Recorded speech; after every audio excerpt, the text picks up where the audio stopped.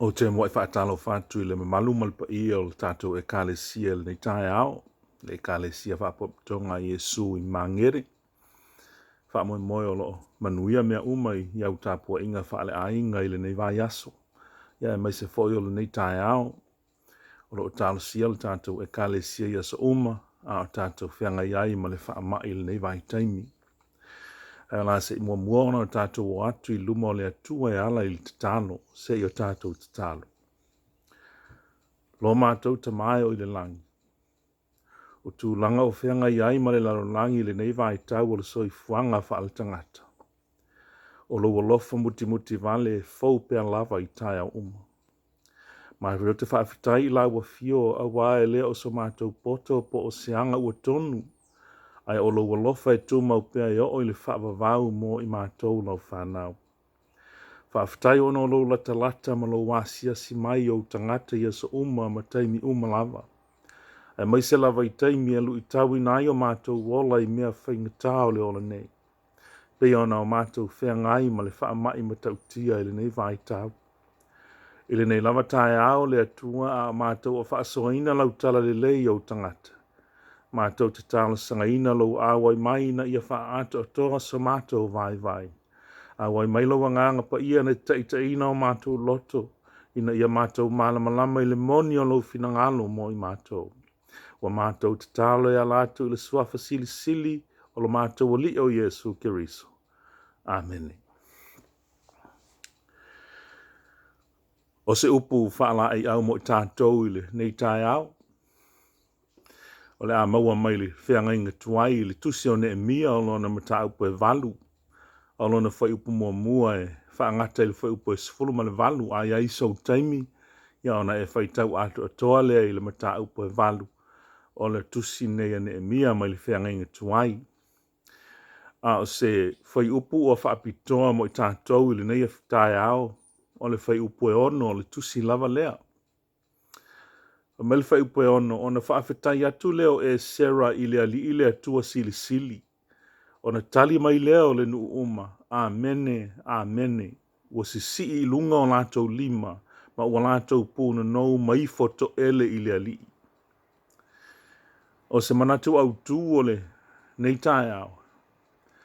Whaapea, o le whanau fauina whaalea nganga. E mafua ona ua toe whaafauina lei loa i le tangata o le atua. Whaapea lona whaitawina whaapea tānia. Renewal comes from a renewed understanding of God. O le whanau fauina whaalea nganga o le tangata. E mafua ona ua toe whaafauina lei loa i le tangata o le atua. O le whiau whaalea nganga mo i tātou le nei tae awa o manatu e tala noa i se ngā luenga toe fausia, po o se ngā luenga toe whaafou, po o se ngā luenga e toe whaale leia pe ama vae ni whaalawe lave matu ia, po o ni toa tū ngā o le soifuanga nei, e a whiai o tātou tangata. E whaapitos whiau whaalea nganga mai se awa o ngā le tusia ne e mia mo i tātou e whaatatau i le toe fausia ina. O tātou tangata pe ama vai atu se whaalawe lave pe ona o tātou whea ngai le nei vai tau ma le wha mai o le COVID-19 e pe ona ua a whia ai le lalolangi ona po nei. E mai le tau mate o loo iaini popo lenga mani tūlanga le mautonu i le tele o nuu mātu nuu o a inga ma e ka le sia pe ama vai le nei whaafita hauli. O a fianga iei whale whai ngā luenga o tangata ua whaamuta ina a lātou ngā luenga. Ai mai se fo o awa o ngā le whanau. O no le tele o swinga wa iei nei, talu ai o tau mawhainga ina ia pui puia le pipisi o le whaamai. Ai ei fesili tā ua e tātou te fesili ai tātou lava. Fesili mua mua. E mawhai on tātou to e fausia mea ua, whaale tonu, talu tūlanga wa iei nei. O ani fōlinga wa ai o nei ngā luenga toe whaafou po ngā luenga toe fausia ina. Au la se umi o se taimi e mawhai ai o na toe whaafo il ta mau a inga i le tūlanga sa iai mua. Io tātou wa ai le tala ia ne mia a tonu e maua mai aini tali o fesili e pe o na tā uailunga. Talu waia le aini ta ia la whaapitoa la wale tuspa ia e winga i se whaamai pe o le COVID-19. E whaape whea lao na o tātou whaataunu winga nei ngā luenga la veai. Ai pe o iai le tuspa ia ni a o ongo ni mea whaapea na tutupu. O le tali i oe o lo o iai. O le tala ia ne e mia e pe ona iai le tusi whaapitoa o le ni tai au. O se tasi leo pina wha mau o se ngā luenga toe fausia ma toe wha fawina ina ua mawae se wha alawe lawe o onga na whea ngai ma le nuu o le atua. E mawhai on tātou wha ngā ina a awa onga mai le tala lea tātou te mawhau iai mo se tātou lava fo i ngā luenga toe wha fau mo tātou lava ma o tātou ainga ma o tātou e kālesia. O ne e mia o le tangata Israelu na fo i atu i Jerusalema ina ua mawaele fitus fulu o tausanga o whaau nu uole nu ole atua i Papelonia. Na toe foi ia ne e mia i Jerusalema ina ia toe fausia le pāo i Jerusalema na whaatama ia e Papelonia. O le wingo le ingo ne e mia o le whaamawhanawhana mai le atua. Po o le tangata whaamawhanawhana mai le atua. Na awina atu ne e mia e whai ma whaamawhananga ma whaamalosia tangata o Israelu i le taimi o le toe whawina o le pāo le aipa ia o Jerusalema. O lo ta oto mai le avea o ne e mia ma tangata whaamawhanawhana mo Israelu se ata e tanga tutusa ma le ngā nuenga le nganga pa ia. O ia fo'i o le fesosani pe o ne tala noa mai ai le evangelia a Ioane e rona mata upas fulma le whaafa upas fulma le ono. O lo ngā lua le nganga pa ia i nei o ne poe toe fausia ma toe whaalileia pā pui o le o langa o le tangata ua le petia talu le angasala ma le tātou fau vale i le atua. Mua. O le fesili e mawhai o na toe whaafou ma toe fausia o tātou o langa. O tātou ainga ma tātou e kālesia pe a mawae le COVID-19. E mawhai o na toe whaafou ma toe fausia o tātou maftanga. E mawhai o na toe whaafou ma toe fausia la tātou soifua tā puai i le atu. O le tali i oe e mawhai. Ai mola au whaatua lava ia o le toe fausia o tātou tangata o le ngā luenga lana le nganga pa ia. E le o le fita, e le o le malosi, a o lo ua nganga ua feta lai mai ai le li. O lona winga, o le ngā luenga o le toe whanau fo wino le tangata e le whaia i le maso, ai tātou te whaanlango i le mana lilo le nganga pa ia. O le aimata ngō fia o Jerusalema sa avea mamita mitanga o tangata Israelu peitai na matua whaatama ia e mae o le autau o Papelonia. Ma sa fōlinga i wale aiso lātou whaamoe aise a wāna lātou o ese mai le fina ngalo o le atua. Ai pena mawhai e tangata Israelu ona toi fausia le ai. I oe na lātou mawhaia. Ai na awina mai lava i le atua na au auna o ne emia e toi fausia le pā o le ai. O le taimi a toa lava o le ngā luenga sa whaamoe lava ne emia i le ali. O se ngā luenga matua te le, ai na o le 5 aso na whaatino i na ile ngā luenga ai maea. O le mata upo e valu o le tusi o ne e mia e pe ona o pe ona iai mo i tātou le filifili o le nei ai. O le wa ainga lea i le ai o Jerusalem i le mae ai o ngā luenga. Le ngā luenga te whaafo wina o le pā o Jerusalem. O le whaita wina e sera o le tūla whono le atua, na avea maala i toe whaafo wina i le maala malama o tangata o le nuu i le tūla whono. Wa mai le whai upo e ono wa avea ma tātou matua, o na whaafitai atu leo e sera i le ali i le atua sili. O na tali mai ai leo le nuu, amene. Ua se si i lunga o lātou 5 ma o lātou pūna nou, ma i foto ele. Alfasili ai se ana lātou whai le mea. O le tali talu ai ua toe whaafou no lātou malama i le tūla whono le atua. Wa mele manatu au tū o le whanau fōwina whaaleanganga e maa fua o na ua toe whaafowina le iloa e le tangata o le atua. Renewal comes from a renewed understanding of God. O le mele ua ai e le nu. O le ua toe whaafouina lo lātou talitonunga, ma lo lātou whaalango, ma lo lātou whaamoe i le atua, e pe ona iai o lātou tu awa mawai. Na talitonu na e mia ma ona tangata i le fisosoani le atua ia i lātou i langanuenga. O le mafua anga le na lātou alalanga i amene, a o lātou tāpuai i le alii, ma o lātou mata ua ifo to ele i le ele. Al fasili la mo i tātou. E mawhai o na tātou toe fausia, ma whaafou o tātou tangata, pe a mawai le whaamai pe o na tātou whiangai le nei vaitaini. Ai o ai fo i tātou te whaamoe iai mo lea ngā luenga toe fuatai. O le tali o le tangata whaatua whaamaoni, e mawhai o na toe whanau fowina i tātou. Ai tātou te whaamoe i le fisosoania le nganga pa ia o le atua, na te au maia le malosi ma le loto fuateifo. E le mawhai ona tātou toe fausia na o i tātou. Ai pe ona whaia e mia ma ona tangata e te tau ona tuu i teimi uma lo tātou whaatua tuanga i le atua. E au fwoi ona toe whanau fo wina lo tātou i loa ma le malama i le atua. A whaia wāwana lata le tātou mawhitanga ma le atua ona o tātou i loa lea o le mātango fia ma le mana o le atua i o tātou volanga. Ile nei whawa i aso le lockdown e pe on tātou ia, i o te mauti noa lava e te tau ona iei se mea wa suia ma toe whaale leia i lauso i fua. O se mea wa leva ona ele ano iai, aia o se mea tā ua i lauso i fua whaale anganga. O le fesili la mo oe mau, o le ase mea fau ua tupu i lauso i fua whaale anganga ile nei whawa i aso. Ua whaafauina e lauso i fua maa futa i le atua e ala i te tāno. Ai whaapewhea le sango sawa o leo langa o lo e soi fuai. Sa toa file mulo loto i le whenga i ai ma lu i tau ua au mai e le whaamai i ai tātou. Ai whaapewhea lauso i fua ma lo ono sai mea tinga.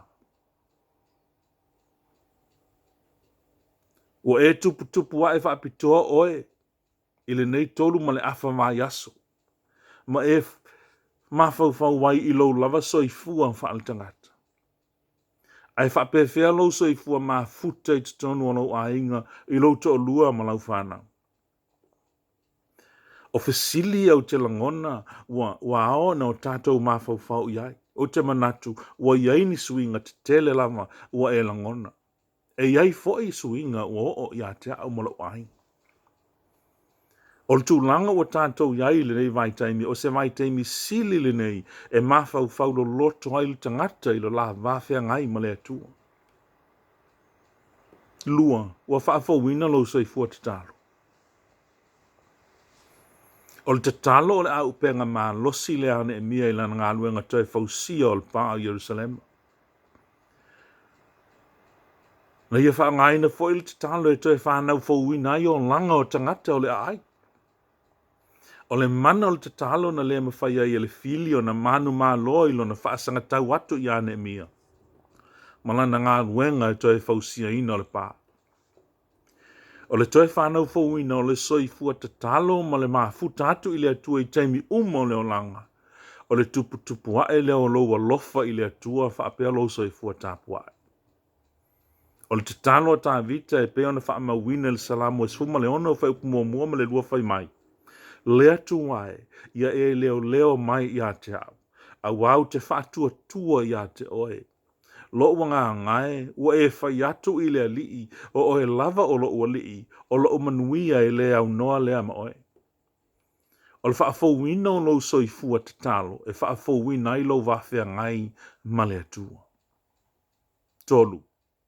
O le atau mawhaifo i le fili e te tee i lo soifuanga te whaafau. O le mea monil na awana tupu foi le nuu o Israel. O le ngā luenga ne e mia sa whea ngai male te te o nisi tangata. Na le iaise manao o fili o Israelu e te fausia ina le pāo le ai. O le nātou manao ina ia ola tangata Israelu i se soifuanga to ilano. Ina o nātou wha longo ua a mata o na toe fausia ina e mia le pāo Jerusalema. na whaia e fili mea i le lātou malosi, ina ia tāo fia le ngā luenga toi whaafou i Neemia. O tāpunia e le whaamai whai te toa o tātou whalasa, wa le mawhai ai o tātou o tātou te tāpuai, il no fuanga po le malu o le atua e pei ona tātou masani ai. A le mea ua tupu o lo whaau le atua a tātou tāpua inga i o tātou ainga. Ua whaafou e le atua o le tātou soifua tāpuai e ala i a tātou tāpua inga i o tātou ainga. Ua tāpuai whaatasi ai mātua ma whanau. O le teimi e toe te tala ai whai te toa o tātou whalasa, o le ai aise langona fou i o tātou soifua tāpuai i le atua. Aisea, e iei fo ile au ngā o le nei vai tau. Ma mea ua tutupu e toe whaafou wai le vāwhia ngai o le tangata ma le atua. Wha, e iei ti ngā ma whaafaingata o le soifua o toe fausia. O le whaitawina e sero le tūlafono na manatua i Israelu le onga o le lātou o ese mai le atua. O le mafuanga leo le lātou tali le loi fufonga malingi a wa lātou langona le matua Salamoa ia. E ti ngā ma whaingata le alu ese mai le atua. Pe ana lātou whaanongo mausitai i le atua se manua le o Israelu i tūlanga to i lalo e peo na iai. Wa lātou whaamau mawina le fitu se fulu tausanga i se on langa pule e sea i na ua whaatawhea i Papelonia. Teimi sa te tau o nao lātou whaaluina e ati na e ailo lātou no upeitai. O nao lātou le usi stai ma lātou o ese mai le tu.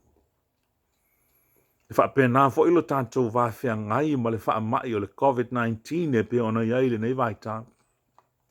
O tele a whaina o le soifuanga. O whiangai whale whainga luenga ma tangata whainga luenga ma mawhatianga tau tupe. Ma anga wheso o tai. Wa a whiaile tele o langona. Ma ole mea moni. E ono umi se teimi e toe fausi ai.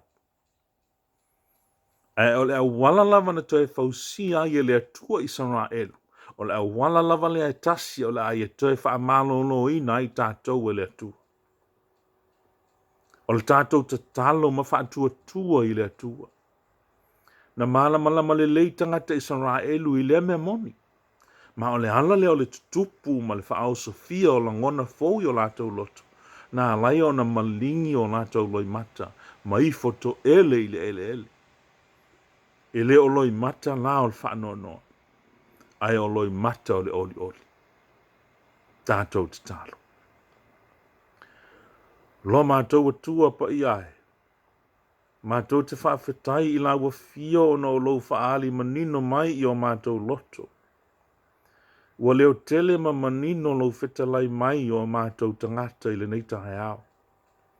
Ua e whailoa manino mai a wafionga. A mātou whea ngai malu i tau i le neila lang.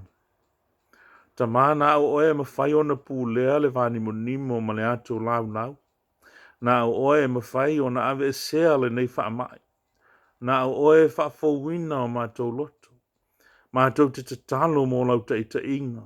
A mātou a mata le ngā luenga te fausia. Ina ia te whaafowina o mātou loto. Ina ia te whaafo ia mātou mawhutanga whaatasi ma oe. O mātou a inga. O mātou au loto ma o mātou tangata.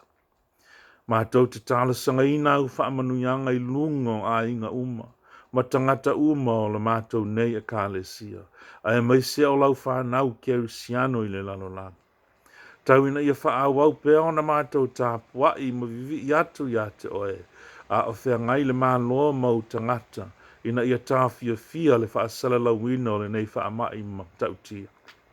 Ua mātou te tālo mō nei mea uma. E ala i le suafo o le mātou o li o Jesu Keriso. Amen. Ia manuia tele. Ia le nei aso, ma iau tau maua le file mū mai le atua, o lau tau au auna tangata uli.